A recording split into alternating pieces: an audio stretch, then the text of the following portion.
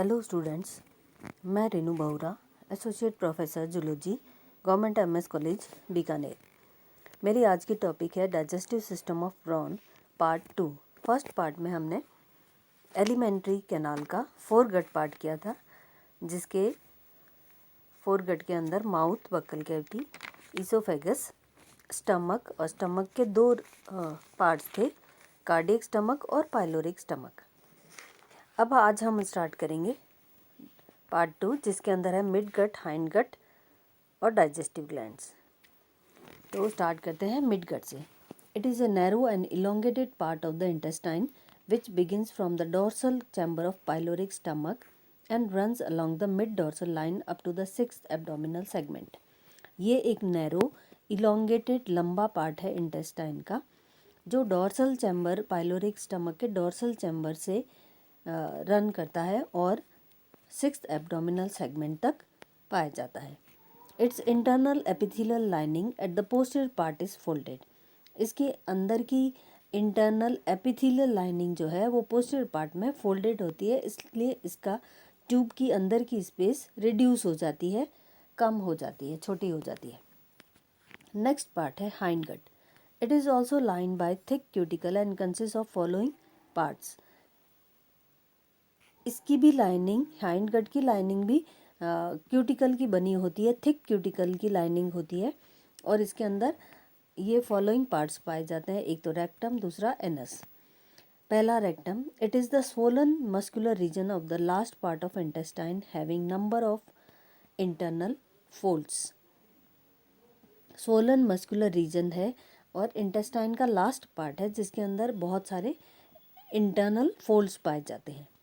Next है anus. This is the aperture through which the alimentary canal opens to the exterior. ये वो aperture है जहाँ से एलिमेंट्री कैनाल बाहर की तरफ ओपन होती है। It is a ventrally placed longitudinal slit like opening present near the base of the telson on A raised papilla. ये एक वेंट्रली प्लेस्ड एपर्चर है और लॉन्गिट्यूडिनल स्लिट लाइक ओपनिंग पाई जाती है। टेल्सन का बेस है, वहाँ पर वेंट्रल साइड में ये प्रेजेंट होता है। तो यहाँ पर तो एलिमेंट्री कैनाल के पार्ट्स खत्म हो गए हैं, फोरगट, मिड गट और हाइंड गट। अब है digestive glands. Only one digestive gland, hepatopancreas, is present. केवल एक ग्लैंड होती है इन प्रॉन के अंदर, हिपैटोपैनक्रियास। ये ऑरेंज येलो कलर्ड होती है, जिसके अंदर बाई लोब्ड होती है, 2 लोब्स पाए जाते हैं इस ऑर्गन में और ये एनसर्कल पूरा सराउंड करती है पाइलोरिक स्टमक को, कुछ पार्ट इंटेस्टाइन का और कार्डियक स्टमक का। It is an orange yellow colored loosely arranged bilobed organ which encircles completely the pyloric stomach, part of intestine and partly the cardiac stomach. तो ये yellow, orange yellow coloured होती है, bilobed होती है, 2 lobes पाए जाते हैं और पाइलोरिक स्टमक को सराउंड करती है इंटेस्टाइन, कुछ पार्ट इंटेस्टाइन के सराउंड करती है और कार्डियक स्टमक को भी सराउंड करती है। One hepatopancreatic duct originates from each lobe. एक डक्ट, 2 लोब्स में से, हर लोब में से एक डक्ट, हिपैटोपैनक्रियाटिक डक्ट ओरिजिनेट होती है and open separately with in the pyloric stomach. और ये पाइलोरिक स्टमक के अंदर अलग से ओपन होती है immediately after the pyloric filter plate. Pyloric filter plate के बाद में ओपन होती है। The hepatopancreas, in its role as digestive gland, serves as liver, pancreas and intestine of higher animals. हिपैटोपैनक्रियास बिल्कुल उसी तरह से डाइजेस्टिव ग्लैंड की तरह रोल प्ले करती है या फंक्शन करती है या कार्य करती है अपना, जैसे हायर एनिमल्स में पैनक्रियास, इंटेस्टाइन और लिवर अपना रोल प्ले करते हैं। In addition it absorbs digested food and can store it for future use. इसका रोल ये भी है कि ये कुछ पार्ट एब्जॉर्ब कर देती है डाइजेस्टेड फूड का और उसको स्टोर कर लेती है आगे यूज़ करने के लिए। दस this organ serves double function. इसलिए ये हिपैटोपैनक्रियास 2 रोल प्ले करती है या 2 कार्य करती है, एक तो डाइजेशन का, दूसरा स्टोरेज का। स्टोर भी करती है डाइजेस्टेड फूड मटेरियल को और डाइजेशन भी करती है। अब है mechanism of nutrition. The process of nutrition involves 3 stages. 3 steps के अंदर न्यूट्रिशन का प्रोसेस कंप्लीट होता है। पहला इंजेशन, दूसरा डाइजेशन, तीसरा इजेशन। अब देखिए पहला ingestion. Prawn is omnivorous, it eats all kinds of food.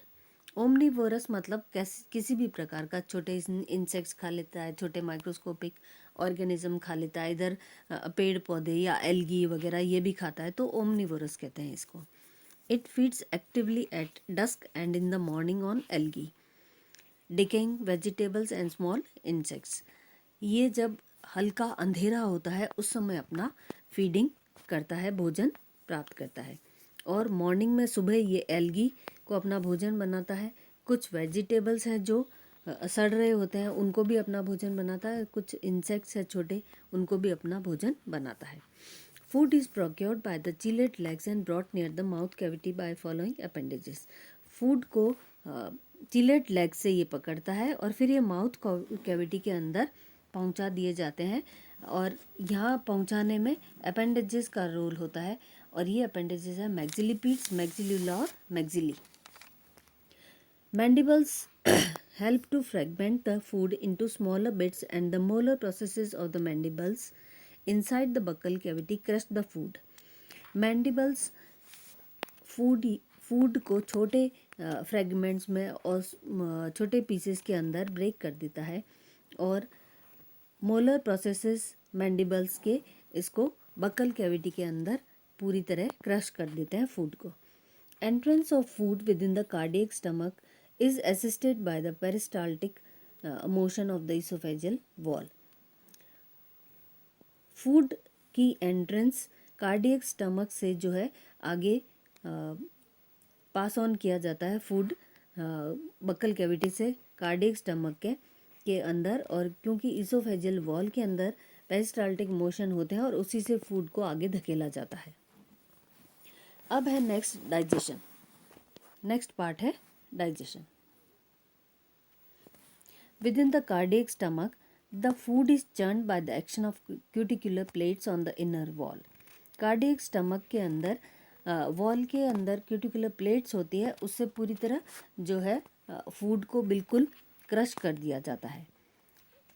फाइनर particles of food filtered by the complete come within lateral grooves from where it is guided into the ventral chamber of pyloric stomach। और बहुत छोटे फाइनर particles जो होते हैं उनको filter करके आगे lateral grooves से वेंट्रल चैम्बर, पाइलोरिक स्टमक का वेंट्रल चैम्बर है, वहाँ पर पहुँचा दिया जाता है। Digestion takes place within the pyloric stomach by the action of digestive juices.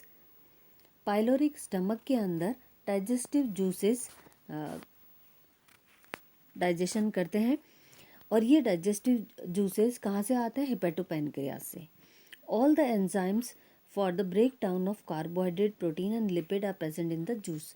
जो डाइजेस्टिव जूसेस हैं उनके अंदर डाइजेशन करने की क्षमता होती है जूसेस के अंदर, और डाइजेशन करते हैं कार्बोहाइड्रेट, प्रोटीन और लिपिड्स का। The digested liquid food is strained by the filtering apparatus in the ventral chamber of pyloric stomach। ये डाइजेस्टेड लिक्विड फूड स्ट्रेन कर दिया जाता है, स्ट्रेन करके या छान करके फिल्टरिंग apparatus के द्वारा वेंट्रल पाइलोरिक स्टमक के वेंट्रल चैम्बर में आ जाता है, और वहाँ पर ये सब प्रोसेस होता है। फिर वहाँ से and enters within the dorsal chamber and then to the hepatopancreas. Pyloric stomach के वेंट्रल चैम्बर से ये डोर्सल चैम्बर में आ जाता है, और डोर्सल चैम्बर से ये हेपेटोपैनक्रियाज में भेज दिया जाता है। The residual part of the food passes within the midgut. Residual part जो है फूड का वो मिड गट में पास ऑन कर दिया जाता है। After some certain amount of absorption the residual matter enters within dorsal chamber. जितना भी अमाउंट जो है रेजिडुअल मैटर का एब्जॉर्व होना होता है वो एब्जॉर्व हो जाता है, और एंटर हो जाता है डोर्सल चैम्बर में, एंड डोर्सल चैम्बर से ये it is brought to the hepatopancreas, और ये हिपेटोपेनक्रियाज में पहुंचा दिया जाता है। The residual part of the food passes within the hind gut, और रेजिडुअल पार्ट फूड का हाइंड गट के अंदर आ जाता है। अब है last part, egestion. From intestine the residual part of the food enters within the rectum. अब रेजिडुअल पार्ट जो है इंटेस्टाइन से, फूड का रेजिडुअल पार्ट वो रेक्टम में आ जाता है, वहाँ पर टेम्परेरीली थोड़ी टाइम के लिए स्टोर कर दिया जाता है, और फाइनली ये एनस से बाहर फेंक दिया जाता है। From intestine, the residual part of the food enters within the rectum and is temporarily stored there for some time. Finally, it is ejected through the anus, और anus से बाहर फेंक दिया जाता है। और ये anus प्रेजेंट होता है टेल्सन, जो लास्ट पार्ट है उसके टेल्सन के पार्ट में पेपिला प्रेजेंट होता है, पेपिला के बेस पर ये पाया जाता है। तो मेरी आज की टॉपिक यहीं समाप्त होती है। Thank you.